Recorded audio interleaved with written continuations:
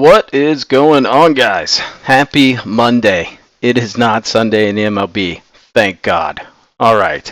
Hey, first off, we went over 100 subs. Thank you to everybody who has subscribed. Means a lot. Now we're on the chase to 200. So thank you guys very much. All right. We've got an 11-game slate. I like this slate. I like it. There's some opportunities today. Let's get into the recap from yesterday. What we expected. Really shitty Sunday. We're going to switch it up for next Sunday. I was talking to my buddy. We're just going to do, I think, straights. Hitting parlays on Sundays is just a fucking waste of money. So we're just going to do some straights next week. I've already kind of peeked at what's coming up on Sunday. I like it. I think there's some avenues there. But crappy day. That's why we went light. I didn't like the board. Down technically a unit. It's whatever. We'll get it back this week. We're going to get it back today, actually. So if we look, we're still up in August, up a little bit. Kind of ruined our four-day winning streak. But like I said, like the slate. Let's get into it. Cardinals at the Reds. Sonny Gray going up against Andrew Abbott.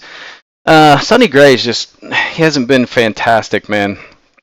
Pitched against the Reds on June 29th. Went into the fifth inning. 7 hits, 3 earned runs, 6 Ks. That was at St. Louis. GABP, very friendly pitcher park, whereas St. Louis is actually very pitcher friendly. Gray overall, if we look at his away splits, 4.94 away ERA, Abbott 3.59 home ERA. Abbott is definitely worse at home than he is on the road. He just gives up the long ball a little too much. We've got a slight breeze blowing out tonight. I like the over 9 here. I feel like that is a little off. If we look at St. Louis, they're averaging a little over 3 runs a game versus left-handed starters in the last 5 games. So that's over the last week. They faced a lot of lefties. If we look at Abbott versus St. Louis, he's given up 14 earned runs in his last 3 starts. Overall, he's got a 6.1 ERA versus St. Louis. So not great. Not great. Everything kind of leaned towards St. Louis. That's why we see St. Louis as the favorite. That said, I just feel like the Reds are going to hit Sonny Gray's fastball, man. We've seen it with right-handed pitchers. They will jump all over that fastball. Gray splits to righties is not good. It's 303. So, you know, I could see guys like a India getting off to a hot start. I don't think you're going to shut down Ellie. I could see Steer parking one. Stevenson's hitting pretty well. Ty France is dog shit, but maybe squeezes out a hit or two. So I see avenues here, and I think Abbott does okay against the St. Louis lineup today. So just a gut feeling. I'll take the Reds at plus money. We've got an interesting, very plus money bet that we're going to talk about in this game, but I do like the over. And if you guys follow me on Twitter, I did already put out a play last night. So if you're not following me on Twitter, do that, because I will put out plays during the day. All right, next game, Cubs at Guardians. We got Shota going up against Ben Lively. Shota's 5-1 away. He's really kind of kicked back into that form after like a 3-game slump. So he's looked really good in his last couple of outings. He's given up a little more runs, but still looking really good. Going up against Cleveland. Cleveland managed to split that series with the Twins. If we look at Ben Lively, he didn't do so great in his last outing against the Diamondbacks. 5 innings, only gave up 4 hits, but it was the long ball that kind of killed him. That and walks. He had 4 earned runs, 4 walks, and 2 Ks. So makes me a little nervous to trust him. And then if we go back to Lively last year versus the Cubs about a year ago, 4 innings, 13 hits, 13 earned runs. That was an absolute smackdown. So should be interesting. Cleveland has faced 2 left-handed starters in the last 10 days, and they did get 3 and 5 earned runs. So kind of something that works in Cleveland's favor there. I know Lively's been okay. I would say he's probably the number 2 starter behind Bybee. That said, they just haven't been hitting left-handed hitters well, and they haven't been able to get the job done with runners in scoring position, really. I mean, hitting 220. Cubbies are hitting under 200 as well, but the pitch splits just look too good for Shota. I think he has a pretty decent day today, and I like the way the Cubs' bats have been. Obviously, it's against the White Sox, so you can't take a whole lot from that. Little concerned they only got 3 yesterday against them, but I like the Cubs to get the job done. Ultimately, I like the under 8. You can look at the first 5 under 5 for minus 130, so pretty good value there for that. All right, next game, Astros and the Rays. Framber Valdez going up against Taj Bradley. My only concern with this game ties back to yesterday, what I said about Chris Bassett coming off that, going into the ninth inning. Would he be a little fatigued coming into his next start? And we saw the Athletics absolutely rock his shit immediately, right in the first inning. Similar with Valdez, I am a little concerned. He took that no-no going into the ninth with 2 outs in his last outing, right? So is there going to be some fatigue? I will say Valdez does typically go a lot deeper than Bassett, so I'm not as concerned, right? We look at how long Valdez usually goes. His average is almost 19 outs, so it's used to going deeper in the ball game, so I'm not as concerned with him. Taj Bradley, this guy, gosh, for 2 months that we were just hammering him when he was at home because he was unstoppable. That said, his last couple of outings have been real rough. He's given up 9 earned runs in the last 2 games. One of those was home, one of them was away. So, a little concerning. He pitched against the Houston Astros 2 games last year. 8.1 innings total, gave up 8 runs, had 10 Ks and 7 hits. So Houston has had some success hitting this guy around the park. If we look at Tampa Bay, they did win 2 out of 3 versus the Astros in Houston like a week ago. So there is some success there, but I think Houston, they're rolling right now. They've won 5 straight. They absolutely shellacked the Red Sox in Fenway, so I don't think coming to Tampa is going to scare them too much here. So I like the Astros to get the job done today. They're just hitting the ball really well. The one thing I do like, Valdez does tend to give up really hard contact, but this park just scores low runs, and you don't see a lot of home runs. So I feel good about the Astros today, and we're getting pretty decent value. This has actually jumped to minus 135 already, just in the past 30 minutes. So line is definitely trending towards the Astros. All right, next game, Rangers and the Red Sox. Tyler Mahle going up against Brian Bello. Red Sox have lost 4 in a row. That's a little concerning, right? The bullpen's going to be a little taxed. Paxton got hurt 6 pitches in last night. The bullpen just got smacked around. This bullpen has a terrible ERA, 6.8. So that scares me. That said, I think they hit, and they should hit Mahle hard. I mean, if we look at the pitch splits, they are top 5 in every single pitch this dude throws. So I think they have a bounce back day today. I love the over. I think this should probably be 10.5. I wouldn't be shocked if it jumps to 10 or 10.5 later today. Bello's got a 5.71 home ERA. Mahle, not great. His first start wasn't fantastic. It was against Houston. Gave up 5 hits, 1 earned run, 2 Ks. Should have been more, honestly. If Houston could have hit with runners in scoring position, that would have been 3 or 4 earned runs. So I think he gets hit pretty hard today. Bello's given up at least 3 earned runs in 5 of his last 6 games. He gave up 8 earned runs to the Rangers the last time he faced them. So everything kind of points to the over here. The splits for Bello aren't amazing, but if we look at Mahle, he's given up a 400 average to left-handed hitters. Red Sox are coming hot with the lefties, so I would say I like guys like Duran and Devers to have a pretty good day today. So I think the Devers hits, runs, and RBIs at 1.5. That was one I checked on. I ultimately didn't go with it, but I probably should add it, to be honest. All right, next game. One of my favorite games on the card today, Royals and the Twins. Royals are a heavy underdog at plus 136. Brady Singer going up against Pablo Lopez. Lopez hasn't been great at home for the first, let's say, 3/4 of the season so far. He's been okay as of late, but he's still rocking a little over a 5 home ERA. Singer just a hair under 4. This is a big, big series, very similar to the last series with Minnesota against Cleveland. Another divisional series.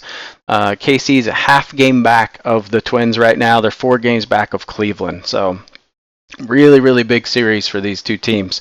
The splits here, the reason why we're seeing this line so heavily skewed towards the Twins, KC just doesn't have a great track record versus Pablo Lopez. They're hitting 185 off of him, whereas Minnesota's hitting 289 versus Singer. So you've got a lot of guys on the Twins. Let's see. You got 3 guys on the Twins that are hitting really well off Singer. So Trevor Larnach, Max Kepler, Byron Buxton. These guys have real good averages off of Singer. They've had a lot of success. So I think Buxton's hitting like 7 for 15. Larnach's like 5 for 10. Kepler, I guess, doesn't have a lot of success, but he kind of does. He's only hitting 5 for 20, but he's hit 5 extra base hits. So every hit he's had off of Singer's been an extra base hit. 2 of those were home runs. He's had 4 RBIs. He's walked 4 times against Singer. So a lot of success there. Whereas we look at the other side, a lot of guys on the KC team that are a little cold against Lopez. So Hunter Renfroe's hitting like 2 for 12. Salvador Perez is 2 for 11. Melendez is 2 for 12. Bobby Witt Jr. 2 for 12. So that's kind of why we see this line really heavily skewed towards Minnesota. But I just don't like where they're at offensively. They really struggled to score runs. They're just not hitting well with runners in scoring position, whereas I feel like KC they're getting the job done with runners in scoring position. I mean, 450 over the last week, 380, 351. So we've got this big gap here that's showing us over the last 30 days they're getting the job done. Completely opposite with Minnesota, right? 203 over the last 30, 247, 146. So they're just trending in different directions. So I think it's a different team. KC is really starting to pick up some steam. So I'll 100% back them. We've got another bet we're going to take on them. The pitch splits just don't look good for Lopez. So give me KC there. I like them a lot. Not a lot to talk about in this game. I mean, this is just going to be a fucking beatdown, or at least it should be. Ky Bush, Luis Gil. Gil should dominate. His pitch splits are amazing. Bush's pitch splits suck. This guy walked like 5 people in his first start, so he's making his second start. Other than the walks, he did okay, but I think he just gets absolutely shellacked today. It shouldn't really be much of a game. I would hope not anyway. Although White Sox are just that weird-ass team. They're like the Marlins, which the Marlins won yesterday, got to Dylan Cease. It's freaking crazy Sunday-ass baseball. All right, next game, Dodgers-Brewers. Clayton Kershaw going up against Freddie Peralta. Not a Peralta fan, man. That said, he's got a pretty good track record against them. He has pitched them very well, giving up a 208 average, 15 for 72 off of him with only 2 home runs. So that does concern me a little bit, but he's also walked 10 of them, and he's only struck out 18. So we've got Mookie coming back tonight. I think that'll be just a really good injection back into that offense, and we'll see how he does. First game back, so don't want to get too ahead of myself, but I think he has a pretty good night. Clayton Kershaw, what kind of Kershaw are we going to get? 7.36 away ERA, very limited sample size there. That said, Peralta's not amazing at home, so I'm a little surprised the over-under here is 8, and that kind of tells me that's not because of the Dodgers' offense. I think the Brewers the last couple games, after just being scorching hot with the sticks, have really struggled to score runs. So we saw them win 1-0 on Saturday, and then lost a low-scoring game yesterday, 4-3. I would consider that pretty low-scoring against the Reds there. So sticks are kind of going in the opposite direction a little bit. Pitch splits for Kershaw don't look great, right? I think the Brewers get some runs. I don't think that they're going to get probably 2 off of Kershaw. If we can get less than that, fantastic. If they can get 1, for sure they win. But I just can't see the Dodgers not getting to Peralta today. So give me the Dodgers here, getting really good value at -110 on a team that's pretty damn hot and scoring runs. All right, Blue Jays and the Angels. We were on the Blue Jays yesterday. They got smacked all around the yard. Struggled to score runs the last 2 games. So I love them today. I love them to score runs off of Davis Daniel. This guy throws a very flat fastball. Is not going to blow it by you. So I think the Toronto hitters should feast a little bit today, or at least I hope they do. Right? We need to see them hit. I like a lot of runs in this game. Bowden Francis, this guy is normally a reliever, not a great reliever, but he's been doing these little spot starts. Both of his spot starts have been against Baltimore, and he gave up 5 earned runs in 10 innings. Orioles had so many opportunities to just hammer this guy. They just couldn't get hits with runners in scoring position in both of those games. Angels are coming off a heater, and the Nationals and the Yankees just scoring a ton of runs. So I like them to get the job done today. Hopefully they do what they did to Mackenzie Gore and just put up 5 right away, because I love the over in this game. But ultimately, I'd lean towards the Blue Jays. All right, next game, Rockies and the Diamondbacks. Brandon Pfaadt going up against Cal Quantrill. I mean, not much to talk about here. We fade Cal Quantrill when he's home, away. You just fade the dude. He's not good. Diamondbacks should go to town. Every freaking hitter in their lineup had a hit yesterday. They absolutely rocked Sanchez. They're staying at home. Pfaadt been really good lately pitching, so I think he has a day. His K prop is at 7.5, which is stupid high for this guy. So that tells me all we need to know. You can take the run line at plus 100. Beautiful value. That is on our slip for sure. This team's just absolutely raking the baseball, and they did all that last night without Marte. So Ketel Marte should be back in the lineup today. I would expect them to just beat their asses. All right, Pirates-Padres. Padres blew the game multiple times yesterday, so there's that. They gave up, Dylan Cease gave up 5 through the first 2, although only 2 were earned. There were 2 big errors on the Padres that cost them the game ultimately. So Reyes and Kim both had errors that were very, very costly. Padres clawed it back, got to 5-5, then they went down 7-5.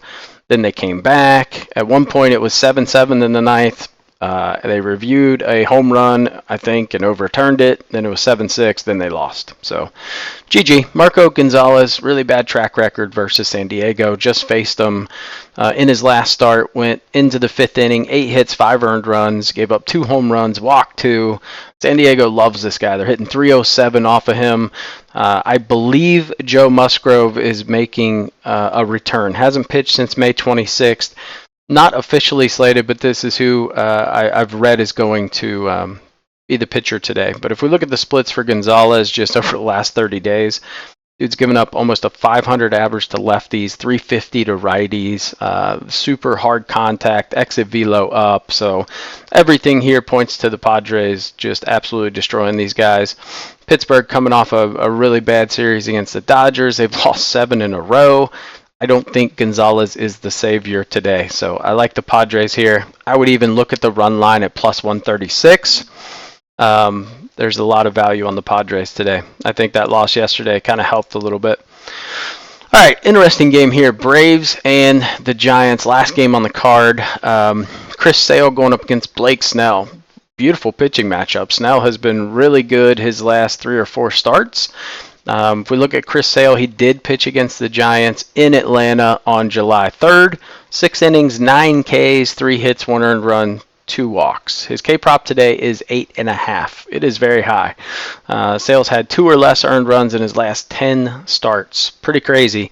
But if we look at Snell, not a lot of success against the Braves in his career. So he's only faced them 3 times.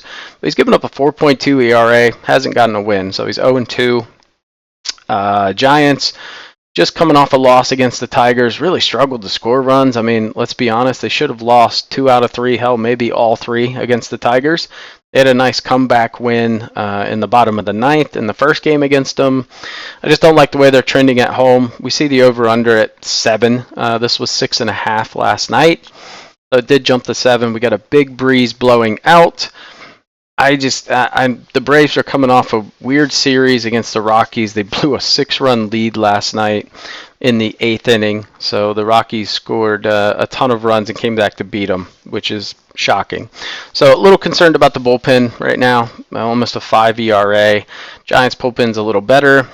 I like the Braves get the job done. I really like them first 5. Let's just isolate Sale and Snell.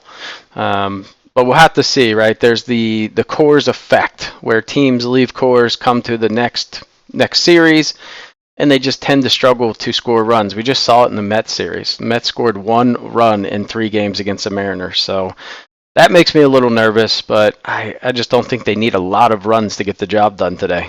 So I like them today. Let's talk about our best bets here. So Atlanta first 5 at minus 105. Just too good of odds to give me Sale against Snell. I just think the Braves can get a couple off of Snell here. Diamondbacks run line, plus 100. Too much value. They're just hitting the shit out of the ball, going up against a really bad Rockies team and a bad pitcher. So Rockies at Coors are just a different team than they are away. All right, and then the Blue Jays Angels give me the over 9. And then I like Kansas City team total over 3.5. One line I was looking at, I didn't pull the trigger on this, but I'm still thinking about it. Kansas City race to 3 is at like plus 120. I like that a lot, but didn't pull the trigger on that. Reds race to 4, plus 165. This is just simply a value play. There's just way too much value. You're giving me plus 165 that the Reds will score 4 runs first. I can see them touching Gray up just immediately. So I like that bet. And then give me the Yankees first 5 minus 1.5. This is scary. I've never done a first 5 minus 1.5, but man, this is the spot to do it. I think this Busch guy walks. He's going to be scared to death to face Judge, Soto, Stanton, those guys. So I see a lot of walks. Runs should be scored in abundance here. Parlays I like. So I put this first play out on Twitter last night. I'm sure the line has probably gone up to do this, but I like the Reds and Cardinals over 8, Texas and Boston over 8.5, and Dodgers Milwaukee over 7.5. So that's plus 335. Then give me the Yankees first 5 minus half. It's the only way you can find value. I kept struggling for ways to find value in this game. If you take the run line, it's minus 187 or something like that, 181. It's really high, but if you do the first 5 minus a half, it's only minus 160. So a little more value that way. Diamondbacks minus 1. For some reason on DraftKings you can't do minus. Well, you could. I almost thought about doing the Yankees minus 2, to be honest. But anyway, we'll do Diamondbacks minus 1 instead of the run line. And then give me the Padres money line. Combine those plus 310. Then give me Dodgers, Red Sox, Astros money line plus 498. And then we're going to do a pitcher prop. So we've got Taj Bradley's line is 5.5. I just don't think he hits that. He hasn't hit that in his last 3 starts. Houston is really good about not striking out. So they're one of the best in the league in terms of not striking out. So I like them to hit this guy hard today. Get him out of the game probably before the 6th. And then Pablo Lopez under 6.5 Ks. Just a little high for, again, a team that really doesn't K a ton. So I like that. And then Brandon Pfaadt under 7.5 Ks. It's just really, really high for this guy. He's probably going to get to 6 or 7. And he's probably going to go deep. I wouldn't be surprised we see him go into the 7th, 8th inning. But 7.5 is just a little high for me. And then some other props. Actually, I'm sorry. Let's get to the fun parlay. So Yankees run line, Diamondbacks money line, Padres money line, Boston money line, Houston money line, plus 1,137. Upsets I like today. I like Cincinnati to beat St. Louis, Kansas City to beat the Twins, Toronto to beat the Angels, and then we'll go Cleveland to beat the Cubbies just because Cleveland could just turn out a bunch of hits. Then I've got some Nerfies player props over here, and you can see other leans. So we looked at a lot of different props. So maybe this gives you guys an idea for something to put on a card today. You could also do Yankees race to 5, but again, minus 150. Like, it's so hard to find value in that game. It's just so lopsided there. Kansas City race to 3 plus 115. So it's plus 115. Kind of like that. Might pull the trigger on that. I don't know. But those are the bets for today. If you haven't yet, give the video a thumbs up. Subscribe to the channel. And we've got college football kicking off in less than 2 weeks. Didn't do any preseason yesterday. I just didn't like the way the football preseason games went. It was just terrible. Felt like college football. I mean, a lot of those QBs had a lot of success on Saturday because they had fucking 5 yards between them and the defender. So skip on that, but we'll look into some, we'll do preseason again next week. So, all right, I'm out. See you guys next video.